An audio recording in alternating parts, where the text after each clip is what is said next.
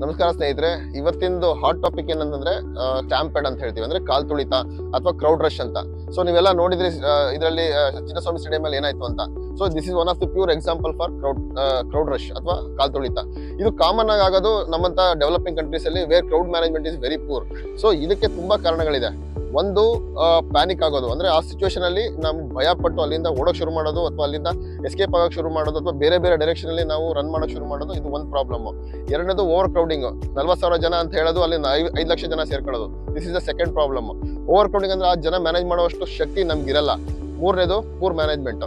ಜನಗಳು ಎಷ್ಟು ಜನ ಬಂದಿದ್ದಾರೆ, ಅದನ್ನ ಹೆಂಗ್ ಮ್ಯಾನೇಜ್ ಮಾಡ್ಬೇಕು ಅಂತ ಕೋರ್ಡಿನೇಷನ್ ಇರಲ್ಲ. ಸೊ ಗೌರ್ಮೆಂಟ್ ಲೆವೆಲ್ ಅಲ್ಲಿ, ಆರ್ಗನೈಸೇಷನ್ ಲೆವೆಲ್ ಅಲ್ಲಿ, ಅಥವಾ ಇವೆಂಟ್ ಮ್ಯಾನೇಜ್ಮೆಂಟ್ ಲೆವೆಲ್ ಅಲ್ಲಿ, ಅಥವಾ ಸೆಕ್ಯೂರಿಟಿ ಲೆವೆಲ್ ಅಲ್ಲಿ ಯಾರಿಗೂ ಕನೆಕ್ಷನ್ ಇರಲ್ಲ, ಕೋರ್ಡಿನೇಷನ್ ಇರಲ್ಲ. This is the third problem. Next, structural issues. Barricades ಇರಲ್ಲ, ಸ್ಮಾಲ್ ಓಪನಿಂಗ್ ಇರುತ್ತೆ, ಸ್ಮಾಲ್ ಗೇಟ್ ಇರುತ್ತೆ, ಪೂರ್ ಸ್ಟ್ರಕ್ಚರ್ಸ್ ಇರುತ್ತೆ, ಪೂರ್ ಬ್ಯಾರಿಯರ್ಸ್ ಇರುತ್ತೆ, ಅಲ್ಲಿಂದ ಜನ ಜಂಪ್ ಮಾಡೋದಕ್ಕೆ ಟ್ರೈ ಮಾಡ್ತಾರೆ. This is the next problem. ಅದ್ ಬಿಟ್ರೆ ಜನರಿರೋ ಆತಂಕ. ಸೊ ಜನ ತುಂಬಾ ಆತಂಕ ಪಟ್ಟು ಅಲ್ಲಿಂದ ಮೂವ್ ಆಗೋದಕ್ಕೆ ಟ್ರೈ ಮಾಡೋದು ಇನ್ನೊಂದು ಪ್ರಾಬ್ಲಮ್. ಸೊ ಈ ತರ ಸಿಚುವೇಶನ್ಸ್ ಅಲ್ಲಿ ಒಬ್ರ ಮೇಲೆ ಒಬ್ರು ತುಳಿದು ಒಬ್ರಿಗೊಬ್ರು ಹೇಟ್ ಮಾಡಿ ಅಥವಾ ಕ್ರಶಿಂಗ್ ಮಾಡೋದ್ರಿಂದ ಆಗುವಂತ ಇಂಜುರೀಸ್ ಮತ್ತೆ ಸಾವು ನೋವುಗಳಿಗೆ ಕಾಲ್ ತುಳಿತ ಅಂತ ಹೇಳ್ತೀವಿ. ಮುಂದಿನ ವಿಡಿಯೋದಲ್ಲಿ ಇದು ಹೆಂಗಾಗುತ್ತೆ, ಇದನ್ನ ಹೆಂಗ್ ತಡಿಬೇಕು ಅನ್ನೋದ್ರ ಬಗ್ಗೆ ತಿಳ್ಕೊಳ್ಳೋಣ. Thank you.